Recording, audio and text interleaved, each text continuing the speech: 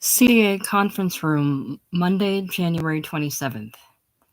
A valhalla of a room on the 43rd and 44th floors of the CCA building is theatrically dark, with the lighting at the moment issuing from a slide projector at the back of the room where Frank Hackett, dressed in banker's grays, delivers his annual report. On the screen we see charts of figures, and a little red arrow darts from one to another, accompanying Hackett's droning. Seated in a semicircular arrangement like a miniature United Nations are the 214 senior executives. Each has his own desk, swivel chair, pin spotlight, bound company reports, and a nameplate. Note, in dead center of the first row, one specific chair shielding its occupant from visibility swivels back and forth, back and forth. Hackett on podium. UBS was running at a cash flow break-even point after taking into account $110 million of negative cash flow from the network.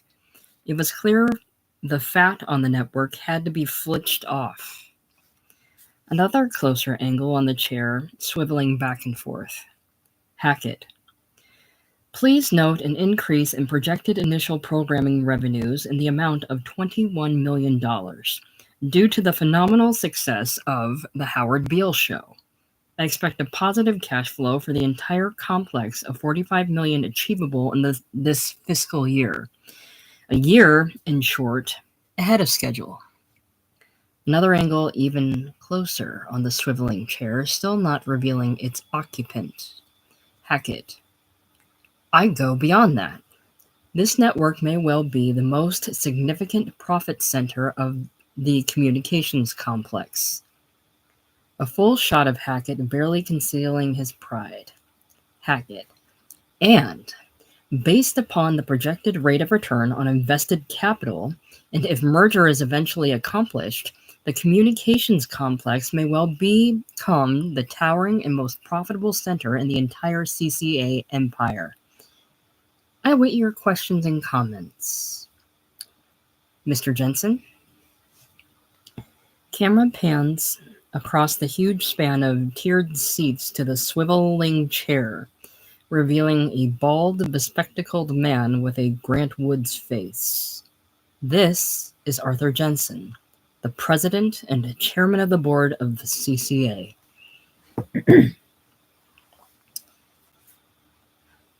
Jensen. Very good, Frank. Exemplary. Keep it up. Tight shot of Hackett basking in this praise, suffused with pride. New York Temple Emanuel, Tuesday, January 28th, 10:30 a.m. Edward George Ruddy lying in state. Beneath the vaulted reaches of the temple, the white yarmulked rabbi officiates in background. Their standing room only and UBS network brass are scattered throughout the congregation. Max is among the consolers, following his eyes to several rows of pews down on the other side of the aisle where Diana is sitting. Aware of Max's eyes on her, she turns her face a bit so that their eyes meet briefly. She smiles, turns back to the rabbi's eulogy. 65th Street, main entrance to Temple Emanuel. Snow drifts down over a crowd of condolers on the sidewalk. A cortege of black limousines line up in front of the temple as funeral directors guide them into their respective limousines.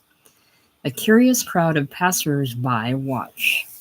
Max Schumacher threads his way through the crush to where Diana Christensen stands with Nelson Chaney and Walter Amundsen, all bundled up in winter coats.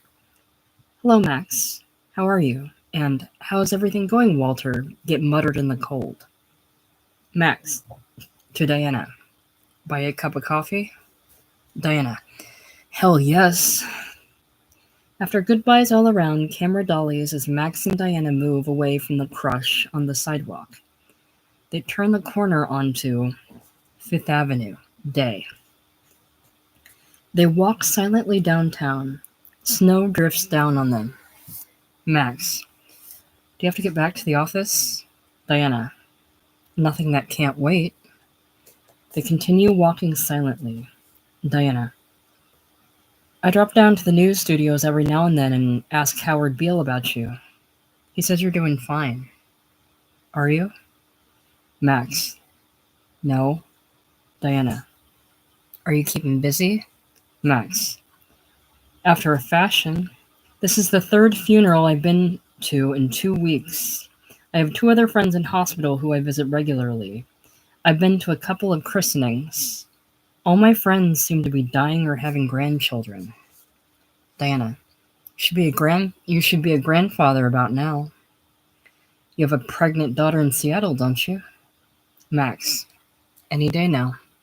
My wife's out there for the occasion. I've thought many times of calling you. Diana. I wish you had. They both suddenly stop on Fifth Avenue between 64th and 65th Streets and regard each other. An occasional snowflake moistens their cheeks, wets their hair. Diana. I bumped into Sybil the soothsayer in the elevator last week. I said, you know, Sybil, about 4 months ago you predicted I would get involved with a craggy middle-aged man. And so far all that's happened is one many splendored night. I don't call that getting involved. And she said, don't worry, you will. It was a many splendored night, wasn't it, Max? Max. Yes, it was. Diana. Are we gonna get involved, Max? Max. Yes, I need to get involved. Very much. How about you? Diana. I've reached for the phone to call you 100 times. But I was sure you hated me for my part in taking your news show away. Max. I probably did. I don't know anymore. All I know is I can't keep you out of my mind. They stare at each other, bemused by the abrupt but fragile explosion of their feelings. The snow drifts down. Pedestrians move back and forth around them. The Fifth Avenue downtown traffic grinds along noisily. Diana. My God, she's uncanny. Max. Who? Diana. Sybil the soothsayer. We've got a modern-day Greek drama here, Max. 2 star-crossed lovers ordained to fall disastrously in love by the gods. A December May story. Happily married middle-aged man meets a desperately lonely young career woman. Let's say a violinist. They both know their illicit love can only end in tragedy, but they are cursed by the gods and plunged dementedly in love. For a few brief moments, they are happy. He abandons devoted wife and loving children, and she throws away her concert career. The soothsayer appears again and warns the girl she will die if she persists in this heedless love affair. She defies the soothsayer. But now one of the man's children is rushed to the hospital with a mysterious disease. He rushes back to his family, and she is left to throw herself on the railroad tracks. Give me a 2-page outline on it, Max. I might be able to sell it to Xerox. Max. A bit too austere for TV, I think. Why don't we just wing it? She laughs. Then he. A passerby darts them a curious glance. UBS building, Diana's office, Friday, February the 28th. Diana is ebullient as she puts last-minute things into a weekend bag and argues with the squawk box of her speakerphone. Diana. I know what NBC offered them, Morty, so I'm saying go to 3.5, and I want an option for a third run on all of them. Marty, I'm in a big hurry, and you and Charlie are supposed to be negotiating this, so goodbye, and good luck, and I'll see you Monday. She snaps her bag shut, whisks her sheepskin-lined coat out of the closet, and strides out into Diana's secretary's office, where there is no one sitting, and continues out into Programming Department, Common Room, where a few secretaries are still at their desks. Tommy Pellegrino is just coming out of his office. Pellegrino calls to Diana. Jimmy Kahn's agent just called and says absolutely nix. Diana, well, you can't win them all. Pellegrino, where can I reach you later today? Diana, exiting. You can't. I'll be gone all weekend. UBS Building, 6th Avenue, afternoon. Diana, now in her coat and carrying her weekend bag, comes happily out through the entrance doors. Heads for 55th Street, spots a double-parked car, and, heedless of traffic, heads across the street to 55th Street.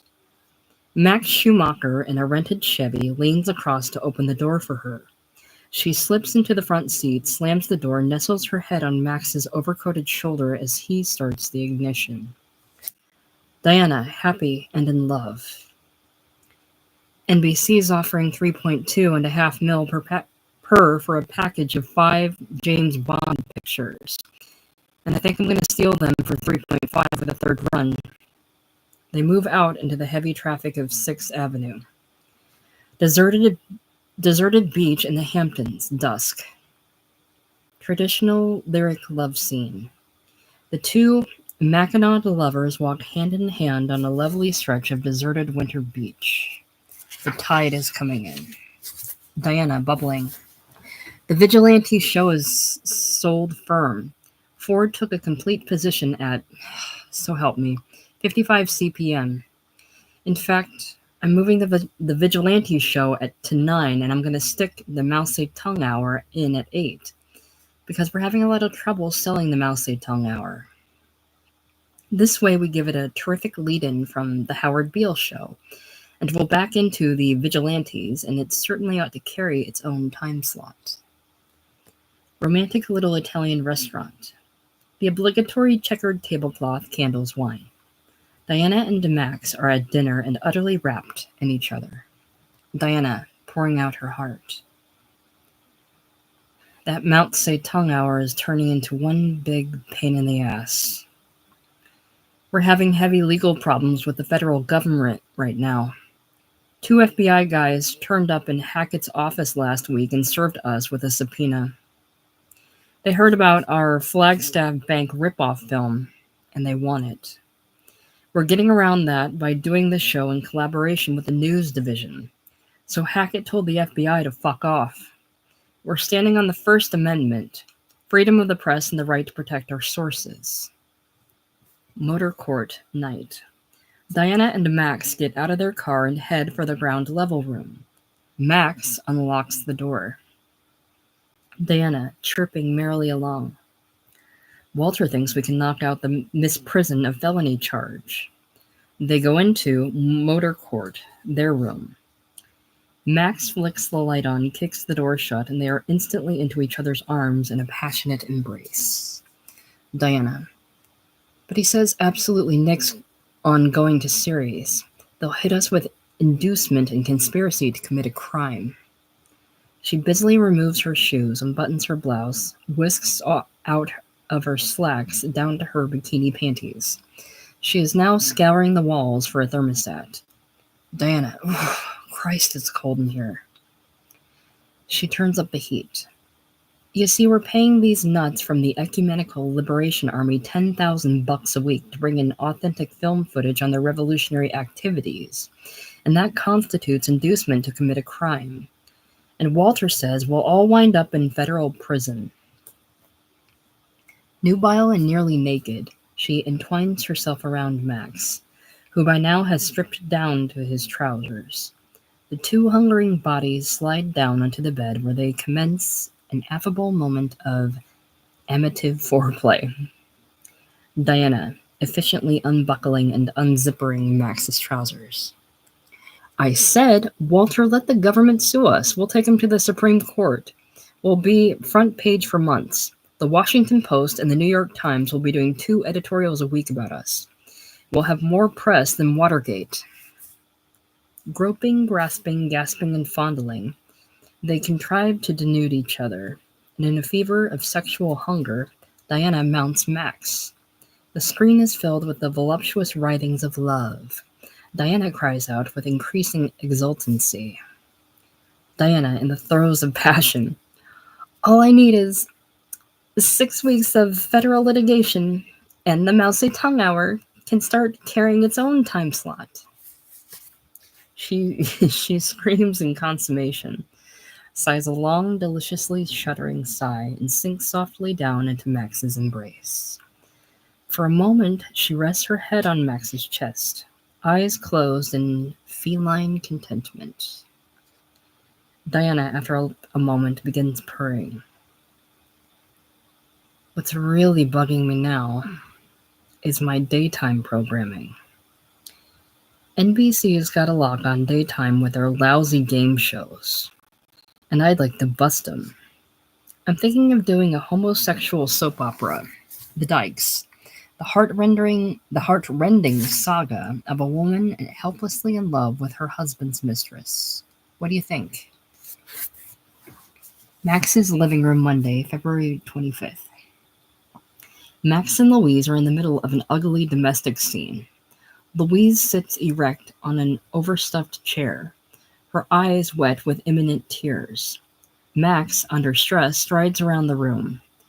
Louise, shrilly. How long has it been going on? Max, prowling around the room. A month. I thought at first it might be a transient thing and blow over in a week. I still hope to God it's just a menopausal infatuation. But it is an infatuation, Louise. There's no sense my saying I won't see her again, because I will. Do you want me to clear out? Go to a hotel? Louise. Do you love her? Max. I don't know how I feel. I'm grateful I still feel anything. I know I'm obsessed with her. Louise. Then say it. Don't keep telling me you're obsessed, you're infatuated. Say you're in love with her. Max. I'm in love with her. Louise. Then get out. Go to a hotel. Go anywhere you want. Go live with her, but don't come back. Because after 25 years of building a home and raising a family and all the senseless pain we've inflicted on each other, I'll be damned if I'll just stand here and let you tell me you love somebody else. Now she is the one striding around weeping like a caged lioness. Because this isn't just some convention weekend with your secretary, is it? Or some broad you picked up after 3 belts of booze. This is your great winter romance, isn't it? Your last roar of passion before you sink into your emeritus years. Is that what's left for me? Is that my share? She gets the great winter passion and I get the dotage? Am I supposed to sit at home knitting and purling till you slink back like a penitent drunk? I'm your wife, damn it! If you can't work up a winter passion for me, then the least I require is respect and allegiance. I'm hurt. Don't you understand that? I'm hurt badly. She stares, her cheeks streaked. Max stands at the terrace glass door, his own eyes welling. He turns to regard his anguished wife. Louise. Say something, for God's sake. Max.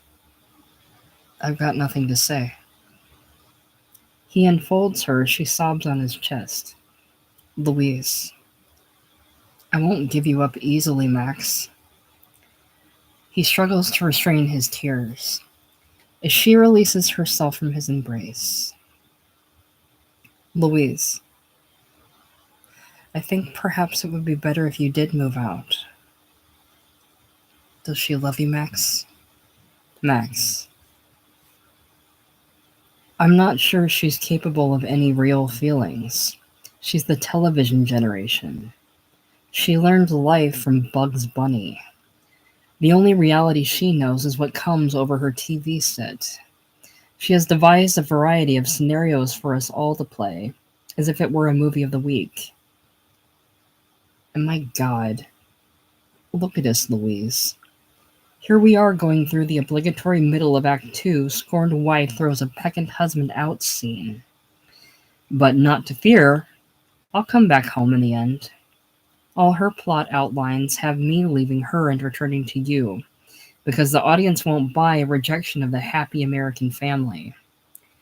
She does have one script in which I kill myself, an adapted for television version of Anna Karenina, in which she's Count Vronsky and I'm Anna. Louise. You're in for some dreadful grief, Max. Max. I know. Narrator off screen. The Mao Zedong Hour went on the air March 14th. Encino Farmhouse, night. A black limousine winds its way up the dirt road to the front porch where an armed guard halts it and checks it out. Narrator off screen. It received a 47 share. Slivers of light slither out from behind the drawn shades of the farmhouse, and we can hear the sounds of angry voices. 2 agents from ICM disgorge from the limousine. A young man in his early 30s, Freddie, carrying a large manila envelope, and a heavy young woman mid-30s, Helen Miggs, carrying an attaché case. Narrator off-screen. The network promptly committed to 15 shows. Miggs and Freddie go up the porch and into the farmhouse entrance. Cartons, newspapers, scraps of food, cases of weapons, broken furniture, and sleeping bags litter the room. A conference seems to be going on in the living room off-screen. Narrator off-screen, with an option for 10 more. The 2 ICM agents head for the living room, followed by Laureen Hobbs and the 3 William Morris agents, Wally, Lenny, and Ed. We can see the great Ahmed Khan still wearing his shako, Marianne Gifford wearing her bandoliers of bullets, and other members of the Khan's group in fatigues and bearing arms. There is also a middle-aged lawyer from ICM named Willie Stein. Everybody, with the exception of the great Khan's retinue, is seated on broken chairs, cartons, and crates. Narrator off-screen. There were, of course, the usual contractual difficulties. The farmhouse living room. Everybody in the living room conference studies the 80-page contracts from which Wally is reading. Wally mumbling along. Herein called either the production fee or overhead equal to 20% to, except such percentage shall be 2-0, except such percentage shall be 30% 3-0 for 90-minute or longer television programs. Miggs whisking through her copy of the contract. Have we settled that sub-licensing thing? We want a clear definition here. Gross proceeds should consist of all funds the sub-licensee receives, not merely the net amount remitted after payment to sub-licensee or distributor. Stein. We're not sitting still for overhead charges as a cost prior to distribution. Laureen, whose nerves have worn thin, explodes. Don't fuck with my distribution costs. I'm getting a lousy $2.15 per segment, and I'm already deficiting $25,000 a week with Metro. I'm paying William Morris 10% off the top, indicates the great Khan. And I'm giving this turkey 10 thou a segment and another 5 for this fruitcake, meaning Marianne Gifford. And Helen, don't start no shit with me about a piece again. I'm paying Metro 20% of all foreign and Canadian distribution, and that's after recoupment. The Communist Party's not going to see a nickel out of this goddamn show until we go into syndication. Miggs. Come on, Laureen. You've got the party in there for $7,500 a week production expenses. Laureen, I'm not giving this pseudo-insurrectionary sectarian a piece of my show.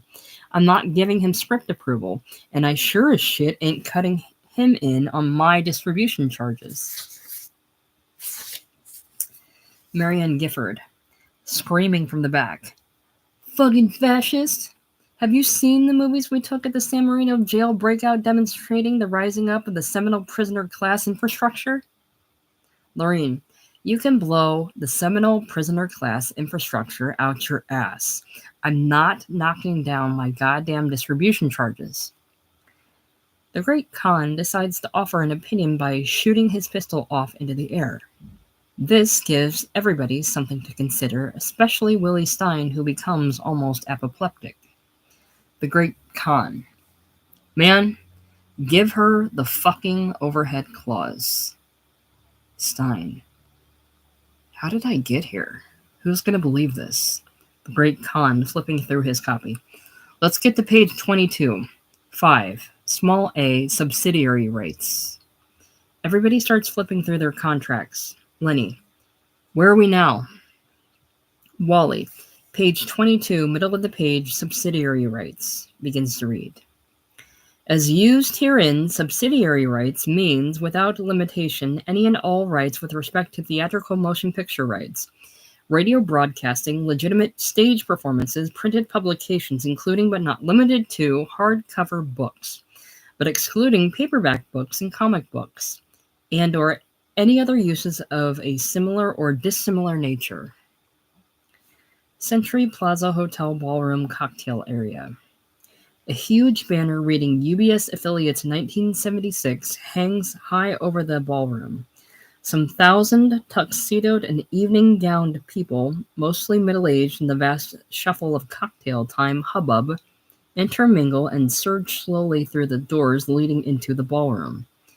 Here, the lights are dim and as everybody, now settled at their tables, listens to an address by Nelson Chaney and a spotlight at the podium. Chaney. Over the past 2 days, you've all had an opportunity to meet Diana Christensen, our vice president in charge of programming. This afternoon, you all saw some of the stuff she set up for the new season. You all know she's the woman behind the Howard Beale show. We know she's beautiful. We know she's brainy. I just think, before we start digging into our Chateaubriands, we ought to let her know how we feel about her. An ovation from the audience. In response to Chaney's beckoning, Diana rises from the glistening shadows of the dais and comes down to the podium. She stands there, showered with applause, beaming, exultant. Diana. We've got the #1 show in television. Applause. And at next year's affiliates meeting, I'll be standing here telling you we've got the top 5. Tumult.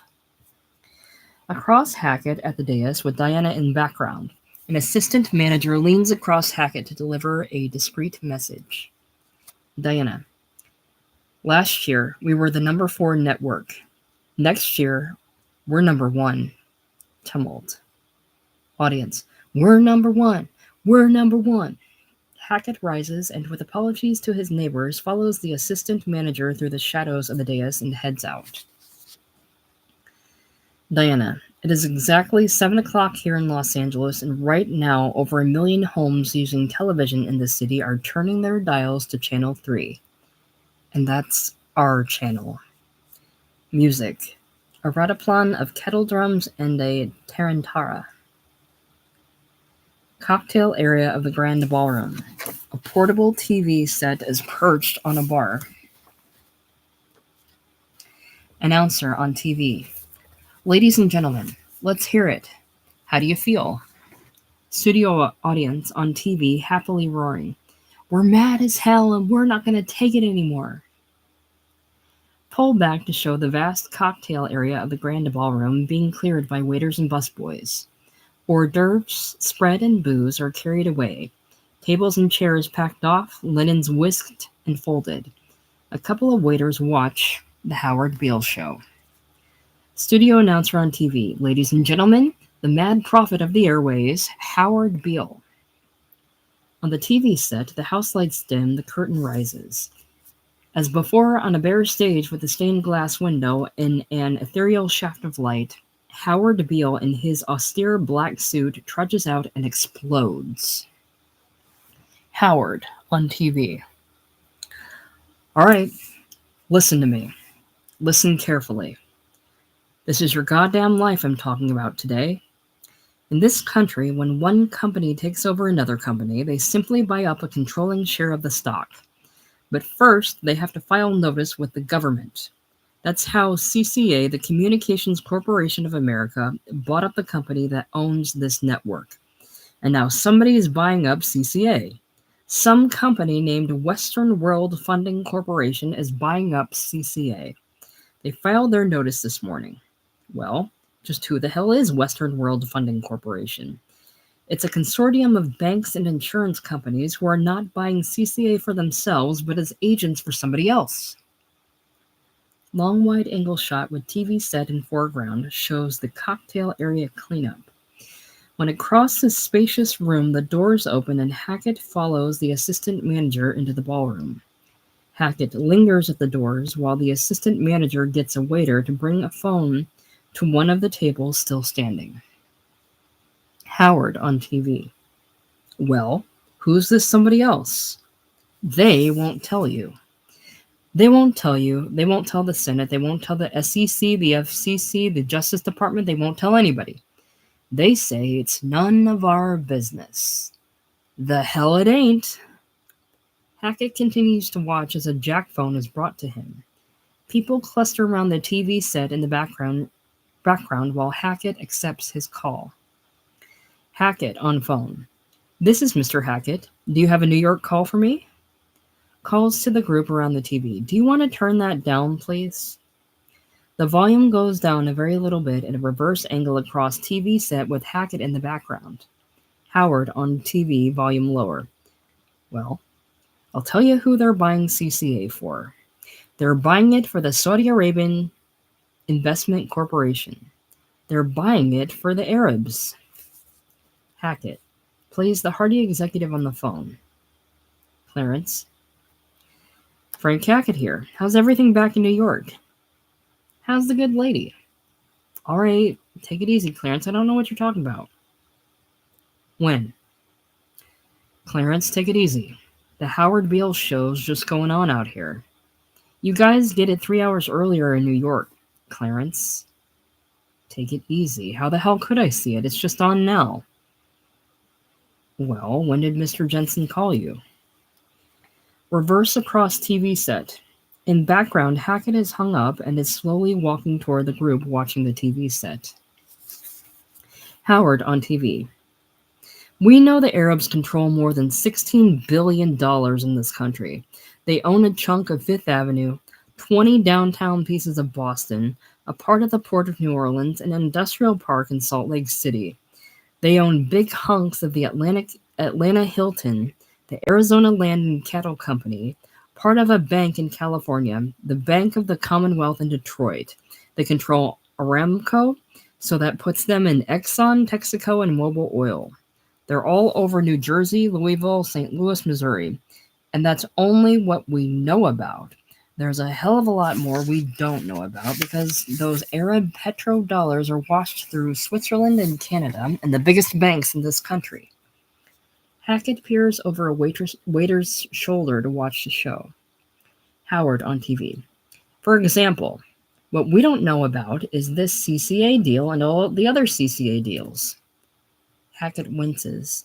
Right now, the Arabs have screwed us out of enough American dollars to come back and, with our own money, buy General Motors, IBM, ITT, AT&T, DuPont, U.S. Steel, and 20 other top American companies. Hell, they already own half of England. Los Angeles UBS building, a videotape room.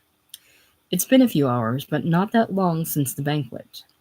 Now, in an unglamorous room cluttered with electronic equipment, Hackett, Nelson Cheney, and Walter Amundsen, all tuxedoed, and Diana, evening-gowned, sit or stand while they painfully watch a replay of the Howard Beale show on the big screen. Two technicians fiddle with their equipment as Howard's speech picks up where we left off. Howard on screen. Now, listen to me, goddammit. The Arabs are simply buying us. A handful of Aghas, Shahs, and Emirs who despise this country and everything it stands for. Democracy, freedom, the right for me to get up on television and tell you about it. A couple of dozen medieval fanatics are going to own where you work, where you live, what you read, what you see, your cars, your bowling alleys, your mortgages, your schools, your churches, your libraries, your kids, your whole life. Amundsen. Son of a bitch is effective, all right.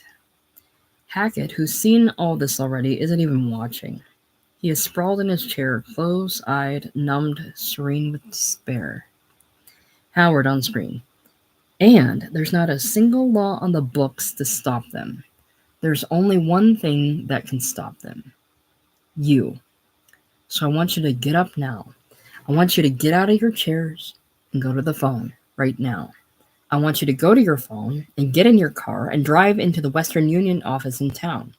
I want everybody listening to me to get up right now and send a telegram to the White House. Hackett, sighs in soft anguish. Oh, God. Howard, on screen. By midnight, I want 1 million telegrams in the White House. I want them waiting knee-deep in telegrams at the White House.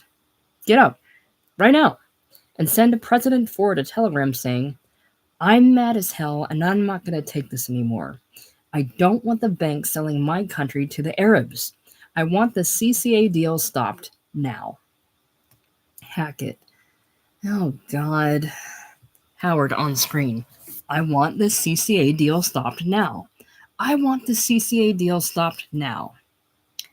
At which point, Howard keels over in his now familiar prophetic swoon. On screen, attendants come to carry Howard off. Cheney to a technician.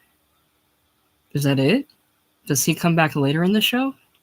Technician. That's it. This is one of those shows he just zonks out. Cheney to the technicians. Look, could we have the room? Technician. Sure.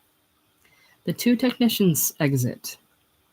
Silence fills the cluttered room. Amundsen and Hackett sit in their chairs. Cheney leans against a side wall. Diana lounges against a rear wall. After a moment, Amundsen stretches and stands. Amundsen. Well, I'd like to see a typescript and run it a couple of more times. But as for this whole CCA deal with the Saudis, you'd know a lot more about that than I would, Frank. Is it true? Hackett sighs. Hackett, muffled. Yes. CCA has $2 billion in loans with the Saudis, and they hold every pledge we've got. We need that Saudi money. Bad. He stands, so wretched he is tranquil. A disaster. This show is a disaster. An unmitigated disaster. The death knell. I'm ruined. I'm dead. I'm finished. Cheney. Maybe we're overstating Beale's clout with the public. Hackett. An hour ago, Clarence McElney called me from New York. It was 10 o'clock in the East, and our people in the White House report they were already knee-deep in telegrams. By tomorrow morning, they'll be suffocating in telegrams. Cheney. Well, can the government stop the deal? Hackett. They can hold it up. The SEC could hold this deal up for 20 years if they wanted to. I'm finished. Any second that phone's going to ring and Clarence McElney is going to tell me Mr. Jensen wants me in his office tomorrow morning so that he can personally chop my head off. Tears stream shamelessly down his cheeks as he ponders his fate. A broken man. 4 hours ago, I was the sun god at CCA. Mr. Jensen's hand-picked golden boy, the heir apparent. Now I'm a man without a corporation. Diana comes off the back wall. Let's get back to Howard Beale. You're not seriously going to pull Beale off the air. Hackett. Mr. Jensen is unhappy with Howard Beale and wants him discontinued. Diana. He may be unhappy, but he isn't stupid enough to withdraw the #1 show on television out of pique. Hackett explodes. $2 billion isn't pique. That's the wrath of God, and the wrath of God wants Howard Beale fired. Diana. What for? Every other network will grab him the minute he walks out the door. He'll be back on the air for ABC tomorrow, and we'll lose 20 points in audience share in the first week, roughly a $40 million loss in revenues for the year. Hackett. I'm going to kill Howard Beale. I'm going to impale the son of a bitch with a sharp stick through the heart. Diana. And let's not discount federal action by the Justice Department. If CCA pulls Beale off the air as an act of retribution, that's a flagrant violation of network autonomy and an egregious breach of the consent decree. Hackett, liking his new train of thought. I'll take out a contract on him. I'll hire professional killers. I'll do it myself. I'll strangle him with a sash cord. Diana, no, I don't think Jensen is going to fire anybody. The phone rings. A moment of anxious silence. Hackett picks it up. Hackett on phone. Hackett? Yes, Clarence? I've already booked my flight. Well, can you give me a little more time than that? I've got the red-eye flight. I won't be back in New York till 6 tomorrow morning. That'll be just fine. I'll see you then. He returns the phone to its cradle, regards Diana. Hackett. Mr. Jensen wants to meet Howard Beale personally. He wants Mr. Beale in his office at 10 o'clock tomorrow morning. Street in front of the CCA building. Both dressed in banker's gray, Hackett herds Howard towards the building's entrance, and it becomes clear Howard is in a beatified state. His eyes glisten transcendently. His smile beams from an elevated spirit. Abruptly, he raises his arm and makes a resonating pronouncement. Howard imbued. The final revelation is at hand. I have seen the shattering fulgurations of ultimate clarity. The light is impending. I bear witness to the light. This outburst doesn't seem to bother most of the passers-by, although some ask, "Hey, that's Howard Beale, isn't it?" The outburst does appall Frank Hackett, who stares in distress and entreats some god in the heavens. He clutches at Howard's arm to get him moving again. Howard Jensen's office. An enormous space with 2 walls of windows towering over a Manhattan landscape. Sunlight streams in. Arthur Jensen rises from behind his massive desk to greet the man he has summoned. Jensen. Good morning, Mr. Beale. They tell me you're a madman. Howard, closing the door behind himself. Only dulcitorily. Jensen. How are you now? Howard, as mad as a hatter. I'm as mad as a hatter. Jensen. Who isn't? I'm taking you out to our conference room, which seems more seemly a setting for what I have to say to you. I started as a salesman, Mr. Beale. I sold sewing machines and automobile parts, hairbrushes, and electronic equipment. They say I can sell anything. I'd like to try and sell something to you.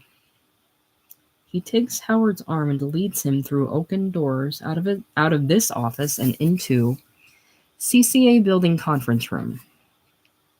The darkened conference room where Frank Hackett delivered his annual report is now an overwhelming cathedral bleached by the sunlight seeping into every fold and corner. The enormous curtains are up, and an almost celestial light pours in. Being on the 43rd and 44th floors, the splendid view of the sky outside is sporadically interrupted by the towers of other skyscrapers. The double semicircular bank of seats are all empty, and the general effect is one of hushed vastness. Jensen. Valhalla, Mr. Beale. Please sit down. He leads Howard down the steps to the floor level. Jensen himself ascends to the small stage and podium. Howard sits in one of the 200-odd seats. Jensen pushes a button, and the voluminous drapes slowly fall, slicing away layers of light until the vast room is utterly dark. The pin spots at each of the desks, including the one where Howard sits, pop on, lit by an unseen hand and creating a miniature Milky Way effect. A shaft of white light shoots out from the rear of the room, spotting Jensen at the podium. A sun in its own little galaxy. Jensen suddenly wheels to his audience of one and roars. Jensen. You have meddled with the primal forces of nature, Mr. Beale, and I won't have it. Is that clear? You think you have merely stopped a business deal. That is not the case. The Arabs have taken billions of dollars out of this country, and now they must put it back. It is ebb and flow. Tidal gravity, it is ecological balance. You are an old man who thinks in terms of nations and peoples. There are no nations. There are no peoples. There are no Russians. There are no Arabs. There are no third worlds. There is no West. There is only one holistic system of systems. One vast and immense, interwoven, interacting, multivariate, multinational dominion of dollars. Petrodollars, electrodollars, multi-dollars, Reichsmarks, rubles, rin, pounds, and shekels. It is the international system of currency that determines the totality of life on this planet. That is the natural order of things today. That is the atomic, subatomic, and galactic structure of things today. And you have meddled with the primal forces of nature, and you will atone. Am I getting through to you, Mr. Beale? You get up on your little 21-inch screen, Mr. Beale, and howl about America and democracy. There is no America. There is no democracy. There is only IBM and ITT and AT&T and DuPont, Dow, Union Carbide, and Exxon. Those are the nations of the world today. What do you think the Russians talk about in their councils of state? Karl Marx? They pull out their linear programming charts, statistical decision theories, and minimax solutions and compute the price-cost probabilities of their transactions and investments, just like we do. We no longer live in a world of nations and ideologies, Mr. Beale. The world is a college of corporations inexorably determined by the immutable bylaws of business. The world is a business, Mr. Beale. It has been that way since man crawled out of the slime. And our children, Mr. Beale, will live to see that perfect world without war and famine, oppression and brutality. One vast and ecumenical holding company for whom all men will work to serve a common profit, in which all men will hold a share of stock, all necessities provided, all anxieties tranquilized, all boredom amused. And I have chosen you to preach this evangel, Mr. Beale. Howard, humble whisper. Why me? Jensen. Because you're on television, dummy. 60 million people watch you every night of the week, Monday through Friday. Howard slowly rises so that he is lit only by the ethereal diffusion of the light from the rear of the room. He stares transfixed at Jensen. Howard. I have seen the face of God. In the background at the podium, Jensen considers this curious statement. Jensen. You just might be right, Mr. Beale. Narrator off-screen. That evening, Howard Beale went on the air to preach the corporate cosmology of Arthur Jensen. Network News Control Room. The crew are posted at their various control panels and seem, if anything, a little more bored. On the show monitor, Howard Beale stands in his stained glass filtered spotlight. Rather than his old enraged self, he seems sad, resigned, weary. Howard, on monitor. Last night, I got up here and asked you people to stand up and fight for your heritage. And you did. And it was beautiful. 6 million telegrams were received at the White House. The Arab takeover of the CCA has been stopped. The people spoke. The people won. It was a radiant eruption of democracy. But I think that was it, fellers. That sort of thing isn't likely to happen again. Because in the bottom of all our terrified souls, we all know that democracy is a dying giant, a sick, dying, decaying political concept writhing in its final pain. I don't mean the United States is finished as a world power. The United States is the most powerful, the richest, the most advanced country in the world, light years ahead of any other country. And I don't mean the communists are going to take over the world. The communists are deader than we are. What's finished is the idea that this great country is dedicated to the freedom and flourishing of every individual in it. It's the individual that's finished. It's the single, solitary human being who's finished. It's every single one of you out there who's finished. Because this is no longer a nation of independent individuals. This is a nation of 200-odd million transistorized, deodorized, whiter-than-white, steel-belted bodies, totally unnecessary as human beings and replaceable as piston rods. Howard sits on a corner of the stage. Well, the time has come to say, is dehumanization such a bad word? Because good or bad, that's what's so. The whole world is becoming humanoid. Creatures that look human but aren't. The whole world, not just us. We're just the most advanced country, so we're getting there first. The whole world's people are becoming mass-produced, programmed, numbered, insensate things useful only to produce and consume other mass-produced things. All of them as unnecessary and useless as we are. Narrator. It was a perfectly admissible argument that Howard Beale advanced in the days that follows. It was, however, a very tedious and depressing one. By the end of the first week in June, Diana's Foyer, Thursday, June 19th, 7:15 p.m. Max seems depressed as he lets himself into the apartment. Narrator. The Howard Beale Show had dropped 1 point in the ratings, and its trend of shares dipped under 48 for the first time since last November. Max enters the living room as Diana's voice pours out of the bedroom. Diana, off-screen. You're his goddamn agent, Lou. I'm counting on you to talk some sense into the lunatic. Nobody wants to hear nobody wants to hear about dying democracy and dehumanization. Diana's bedroom. Diana is on the edge of her bed, talking shrilly into the phone. Diana. We're starting to get rumbles from the agencies. Another couple of weeks of this and the sponsors will be bailing out.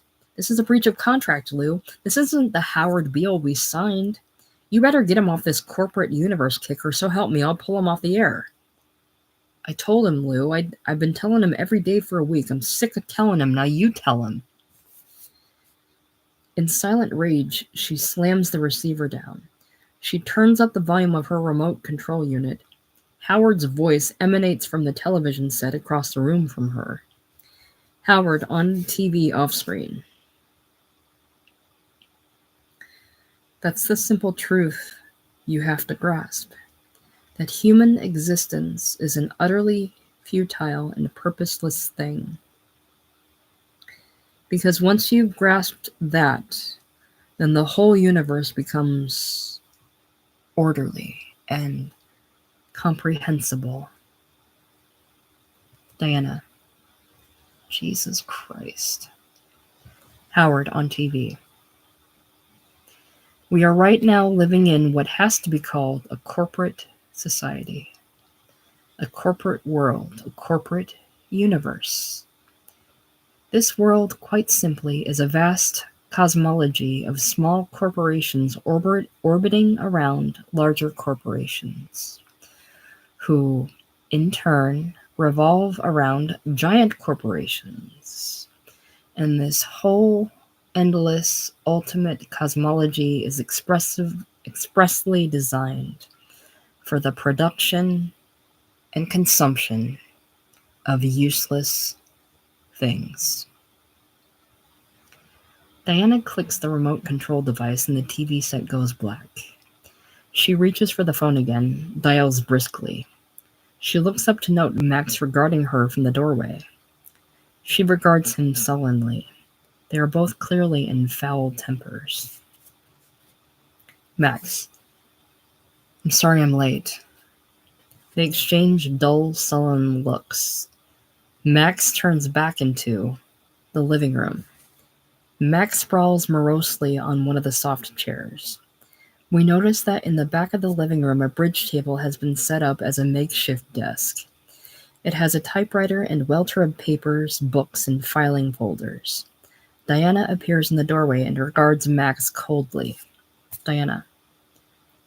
You could help me out with Howard if you wanted to. He listens to you. You're his best friend. Max, exploding off his chair. I'm tired of this hysteria about Howard Beale. Diana, also erupting. Every time you see somebody in your family, you come back in one of those morbid middle-aged moods. Max, raging around the room. And I'm tired of finding you on the goddamn phone every minute I turn around. I'm tired of being an accessory in your life. He finds himself by the typewriter, which he sweeps off the bridge table, sending it crashing and the papers flying off. Max. And I'm tired of pretending to write this dumb book about my maverick days and those great early years of television. Every executive fired from a network in the last 20 years has written this dumb book about the great early days of television. Nobody wants another dumb book about the great goddamn early days of television. Diana. Terrific, Max. Terrific. Maybe you can start a whole new career as an actor. For a moment, it looks as if Max will slug her. Then he deflates. Max. It's the truth. After 6 months of living with you, I'm turning into one of your scripts. But this isn't a script, Diana. There's some real, actual life going on here. I went to visit my wife today because she's in a state of depression. So depressed, my daughter flew in from Seattle to be with her. And I feel lousy about that. I feel lousy about the pain I've caused my wife and kids. I feel guilty and conscience-stricken and all those things you think sentimental, but which my generation called simple human decency.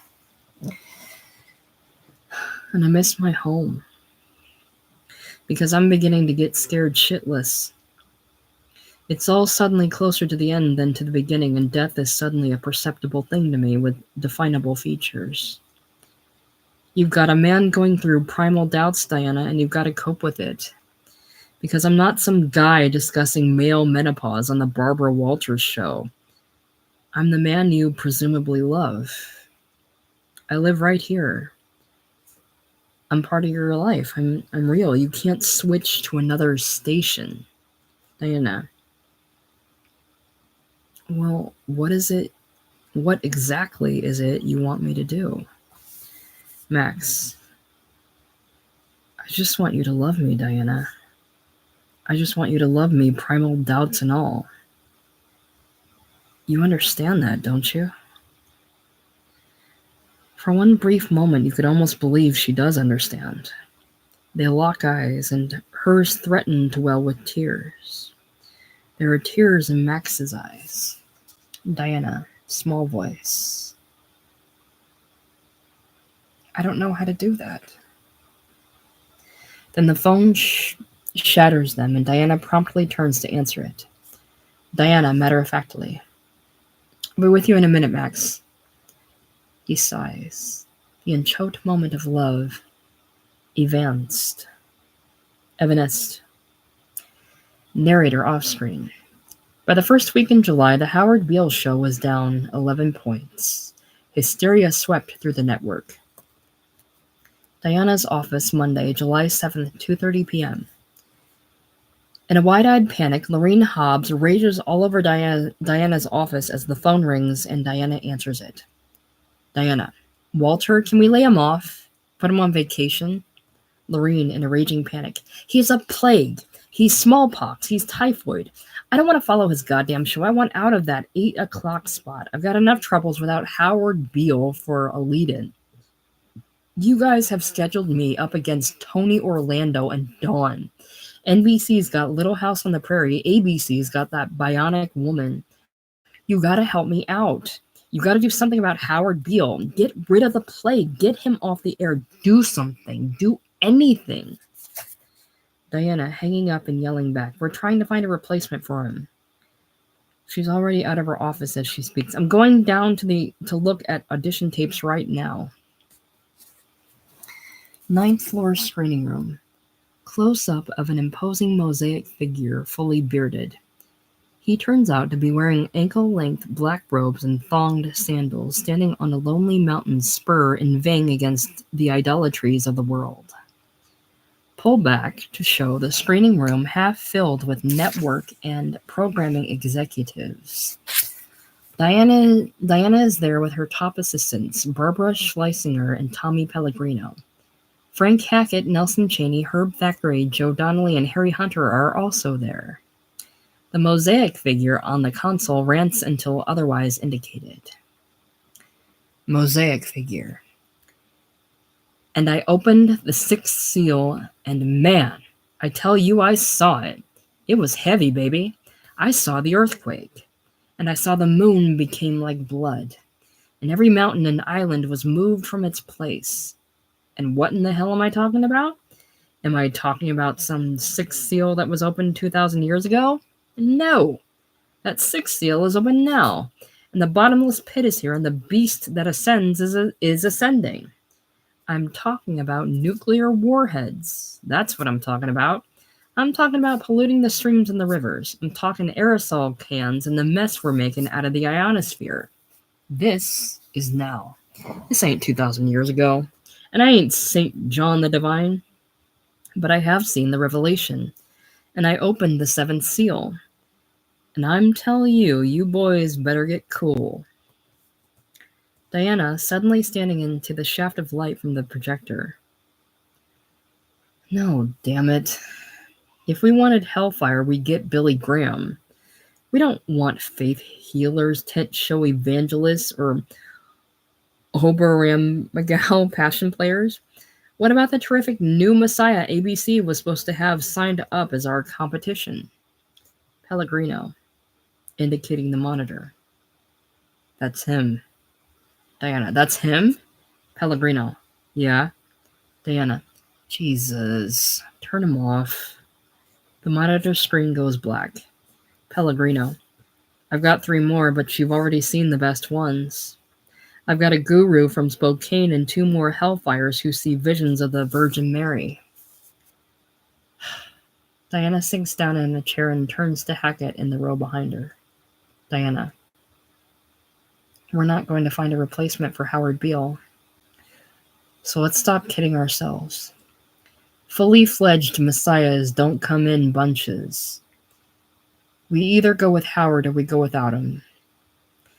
My reports say we'll do better without him. It would be a disaster to let this situation go on even another week. By then, he'll be down 16 points and the trend irreversible if it isn't already. I think we should fire Howard. Hackett. Arthur Jensen has taken a strong personal interest in the Howard Beale show. Sighs gloomily to the room at large. I'm having dinner with him tonight. Let me take another crack at Jensen, and then let's meet in my office at 10 o'clock tonight. Diana, give me copies of all your audience research reports. I may need them for Jensen. Is 10 o'clock convenient for everyone? Apparently it is. Landing outside Diana's apartment, 8 p.m. Diana lets herself into her apartment. Diana's apartment foyer. She moves through the shadows to the living room. Max has fallen asleep in a chair, his newspaper in his lap. His mouth is a bit agape, and he wheezes slightly, appearing in the stark light of the lamp to be an old man. Diana regards him with distaste. She slips off her jacket and goes to the bedroom. All the lights are on. Diana, scrubbed and robed, packs Max's things. A large valise lies open on the bed, and Diana is fetching Max's suits from the closet, folding and packing them. Max appears in his rumpled shirt sleeves in the doorway. She senses him there, glances, but continues with her packing. Diana, I think the time has come, Max, to reevaluate our relationship. Max. So I see. Diana, I don't like the way this script of ours is turning out. It's turning into a seedy little drama. Middle-aged man leaves wife and family for young, heartless woman goes to pot. The Blue Angel with Marlene Dietrich and Emil Jennings. I don't like it. Max, so you're going to cancel the show? Diana, right. Max, listen, I'll do that. He takes over the packing. She sits in a bedroom chair. Diana, the simple fact is you're a family man, Max. You're like a home and kids, and that's beautiful. But I'm incapable of any such commitment. All you'll get from me is another couple of months of intermittent sex and recriminations and ugly little scenes like the one we had last night. I'm sorry for all the vicious things I said to you last night. You're not the worst fuck I've ever had. Believe me, I've had worse. And you don't puff and snorkel and make death-like rattles. As a matter of fact, you're rather serene in the sack. Max, who had gone into the bathroom for his toiletries, comes out with them and stands regarding Diana. Max, why do women always think the most savage thing they can say to a man is to impugn his cockmanship? Diana, I'm sorry I impugned your cocksmanship. Max, I stopped comparing genitals back in the schoolyard. Downstairs foyer. Max is calmly pulling things from the front coat closet. Diana descends the staircase in her robe. Diana, you're being docile as hell about this. Max, hell, Diana, I knew it was over between us weeks ago. Diana, will you go back to your wife? Max, I'll try, but I don't think she'll jump at it. I'll manage. I always have. Always will. I'm more concerned about you. Once I go, you'll be back in the eye of your own desolate terrors. You're not the boozer type. So I figure a year, maybe 2, before you crack up or jump out your 14th floor office window. Diana, stop selling, Max. I don't need you. She exits out into the living room and across that to the kitchen, where a kettle is steaming. She fetches a cup and saucer from the cupboard and would make some instant coffee, but she is overtaken by a curious little spasm. Her hand holding the cup and saucer is shaking so much she has to put them down. With a visible effort, she pulls herself together. She moves out of the kitchen into the living room, where she stands in the middle of the room and shouts at Max through the open bedroom doorway. Diana cries out, I don't want your pain. I don't want your menopausal decay and death. I don't need you, Max. Max, you need me badly. I'm your last contact with human reality. I love you, and that painful, decaying love is the only thing between you and the shrieking nothingness. You live the rest of the day.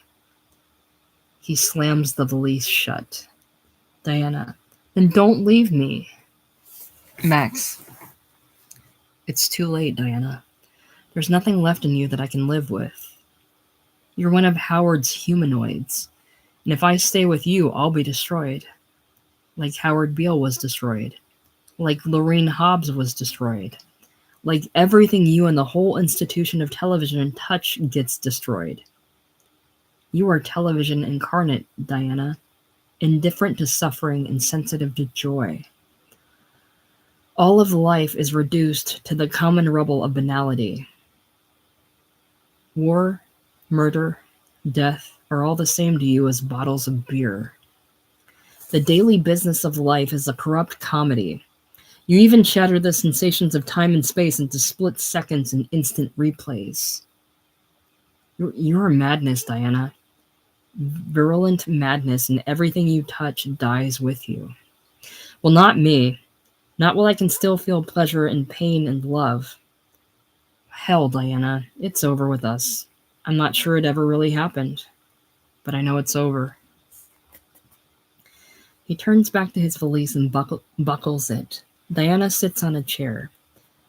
A moment later, Max comes out of the bedroom, lugging a raincoat in his valise. He lugs his way across the living room, then pauses for a moment. Max. It's a happy ending, Diana. Wayward husband comes to his senses, returns to his wife with whom he has built a long and sustaining love. Heartless young woman left alone in her Arctic desolation. Music up with a swell. Final commercial. And here are a few scenes from next week's show. He disappears down the foyer. The click of the front door opening is followed by the clack of the door closing. Diana pulls her shower robe around her, alone in her Arctic desolation. UBS 20th floor, lobby lounge corridor, 10:15 p.m. A solemn Frank Hackett in blue suit walks down the long, hushed corridor to the large double doors of his office. Nelson Chaney is waiting for him. Chaney. How did it go? Hackett sighs, enters. Secretary's office, where Herb Thackeray and Joe Donnelly are lounging. Everybody follows Hackett into Hackett's office, once Edward Ruddy's office. The crepuscular grandeur of Manhattan glitters in the nighttime below. Waiting on the sofas inside are Walter Amundsen and Diana. Hackett sits behind his desk. The others find places around the room. Hackett.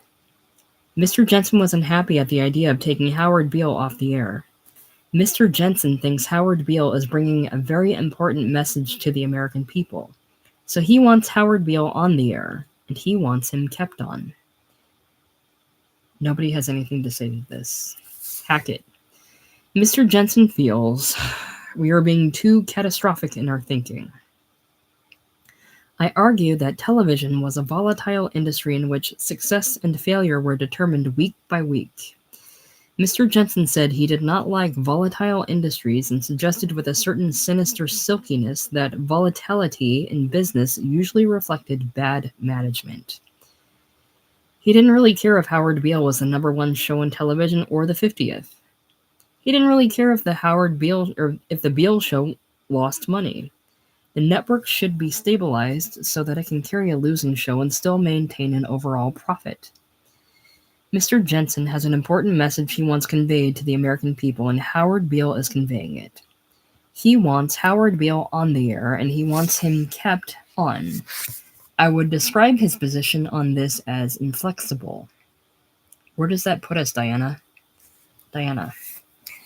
Taking papers out of her attaché case. That puts us in the shithouse. That's where it puts us.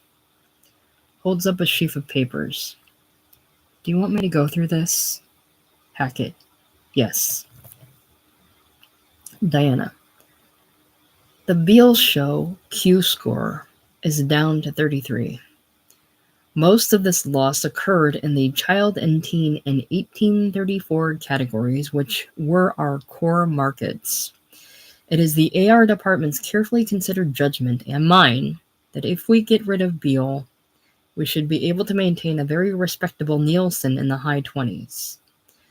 The other segments on the Beale show, Sybil the Soothsayer, Jim Webbing, the Vox Populi, have all developed their own audiences. Our AR reports show, without exception, that it is Howard Beale that's the destructive force here. Minimally, we are talking about a 10-point differential in shares. I think Joe ought to spell it out for us. Joe Donnelly. A 28 share is $80,000 minutes, and I think we could sell complete positions on the whole. As a matter of fact, we're just getting into the pre-Christmas gift sellers, and I'll tell you the agencies are coming back to me with $4 CPMs. If that's any indication, we're talking a $45 million loss in annual revenues. Thackeray. You guys want to hear all the flack I'm getting from the affiliates? Hackett. We know all about it, Herb. Amundsen. And you would describe Mr. Jensen's position on Beale as inflexible? Hackett. Intractable and adamantine. Chaney. So what are we going to do about this Beale son of a bitch? A sadness settles over the top management of UBS TV. A reluctant silence. Hackett sighs. I suppose we'll have to kill him. Another long, contemplative silence. Hackett. I don't suppose you have any ideas on that, Diana? Diana. Well, what would you fellows say to an assassination? UBS building lobby a few days later, 6 p.m. Lines of people, bustling and crowding, roped four abreast as they wait to get into the Howard Beale Show, chat occasionally with uniformed ushers. Voices of the network executives just interrupted continue. Diana off-screen. I think I can get the Mao Zedong people to kill Beale for us. As one of their programs. In fact, it'll make a hell of a kickoff show for the season. We're facing heavy opposition from the other networks on Wednesday nights, and the Mao Zedong Hour could use a sensational show for an opener. The whole thing would be done right on camera in the studio.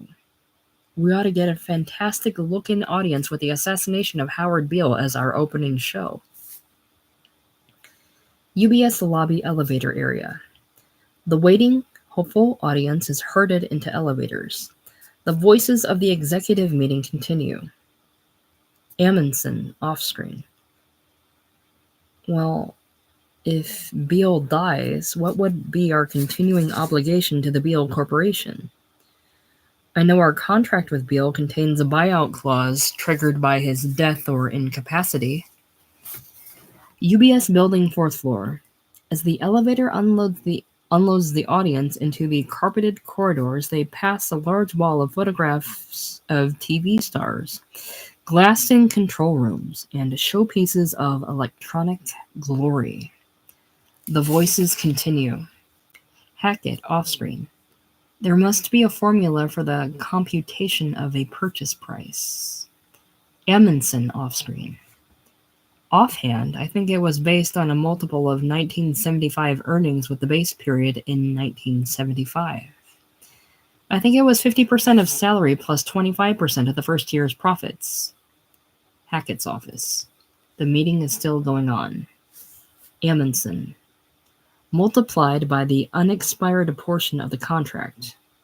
I don't think the show has any substantial syndication value. Would you say, Diana? Diana. Syndication profits are minimal. The Beale Show studio and audience area. Spectators fill up the auditorium. On the studio floor, the crew is setting cameras, checking booms. The stage curtain is down. The voices from the meeting continue. Cheney, off-screen. We're talking about a capital crime here, so the network can't be implicated. Amundsen off-screen chuckling. I hope you don't have any hidden tape machines in this office, Frank. The Beale Show studio. It's showtime. The stage footlights are on, the audience is warmed up and expectant.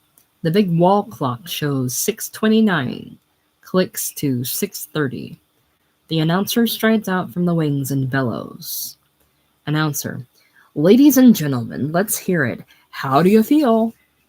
Reverse angle of the audience, spot the great Ahmed Khan and some of his band happily joining in the communal response. Audience and the Khan. We're mad as hell and we're not going to take this anymore. Announcer. Ladies and gentlemen, the Network News Hour with Sybil the Soothsayer, Jim Webbing, and his It's the M's Truth Department, Miss Matahari. Tonight, another segment of Vox Populi. And starring... Music, a flourish of drums. Announcer. The mad prophet of the airways, Howard Beale. Music, a full symphony orchestra soars into an imperial crescendo. The house lights go to black. The curtain slowly rises. The bare stage, stained glass windows, celestial shaft of light behind Howard Beale in his black suit and tie, striding on to bask in the spotlight. Applause up. Hackett's office. The meeting continues on. Hackett. Well, the issue is, shall we kill Howard Beale or not? I'd like to hear some more opinions on that. Diana. I don't see we have any option, Frank. Let's kill the son of a bitch. The Howard Beale Show studio set. The applause for Howard Beale subsides. Hush. Suddenly, the hush is shattered by a horrendous enfilade of gunfire. An embroidery of red bullet holes perforate Howard's shirt and jacket, and we might even see the impact of a head wound as he pitches backwards, dead. A bank of 4-color television monitors. It is 7:14 p.m., Wednesday, July 9th, 1976. And we are watching the network news programs on CBS, NBC, ABC, and UBS TV. The audio is on.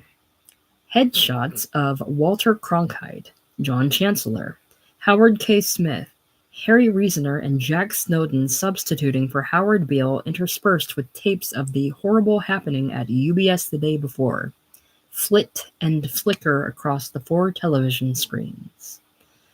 Television continues relentlessly on. Narrator, off-screen. This was the story of Howard Beale, who was the network news anchorman on UBS TV, the first known instance of a man being killed because he had lousy ratings. The end.